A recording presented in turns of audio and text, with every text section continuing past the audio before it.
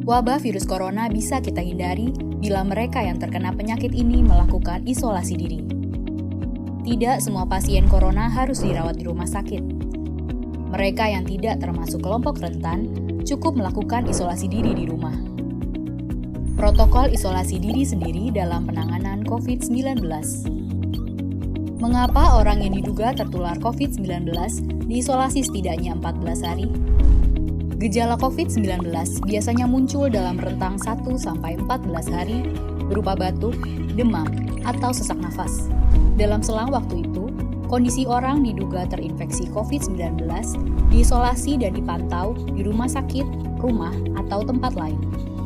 Untuk memastikan infeksi, akan dilakukan tes beberapa kali. Apabila Anda bukan kelompok rentan seperti lansia atau memiliki penyakit kronis lain seperti diabetes, jantung, kanker, penyakit paru kronik, AIDS, penyakit autoimun, dan sejenisnya, maka Anda dapat secara sukarela atau berdasarkan rekomendasi petugas kesehatan melakukan isolasi mandiri.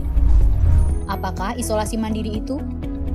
Isolasi mandiri adalah upaya mencegah penyebaran COVID-19 dengan berdiam diri di rumah sambil memantau kondisi diri kita, seraya tetap menjaga jarak aman dari orang sekitar atau keluarga. Siapa yang perlu melakukan isolasi mandiri?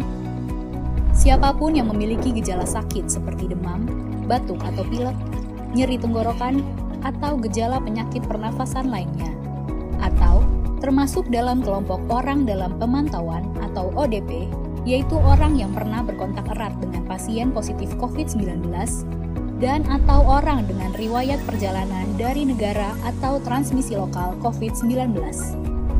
Berapa lama waktu isolasi diri? Setidaknya selama 14 hari sampai hasil pemeriksaan sampel di laboratorium diketahui. Apa yang perlu dilakukan saat isolasi mandiri? Tinggal di rumah dan jangan keluar, kecuali untuk mencari pertolongan medis. Sebisa mungkin, gunakan kamar terpisah dan selalu jaga jarak setidaknya 1 meter dari anggota keluarga lain. Selalu gunakan masker selama masa isolasi diri. Ganti masker secara rutin apabila basah atau kotor. Lakukan pengukuran suhu harian dan observasi gejala seperti batuk atau kesulitan bernafas. Hindari berbagi peralatan makan seperti piring, sendok, garpu, dan gelas, perlengkapan mandi seperti handuk atau sikat gigi, dan juga benda berbahan kain, misalnya pakaian atau selimut. Terapkan perilaku hidup bersih dan sehat seperti makan makanan bergizi, rutin mencuci tangan dengan sabun dan air mengalir, serta melakukan etika batuk dan bersih. Upayakan berada di ruang terbuka dan berjemur sinar matahari setiap pagi. Jaga kebersihan rumah dengan cairan disinfektan, terutama untuk area atau permukaan yang sering tersentuh tangan.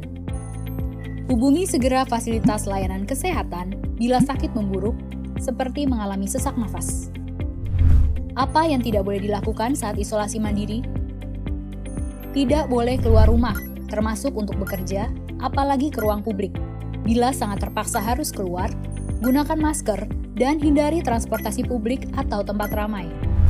Tidak boleh berbagi alat makan, mandi, dan pakaian bersama anggota keluarga lainnya. Cuci peralatan makan dan pakaian secara mandiri, terpisah dari anggota keluarga lain.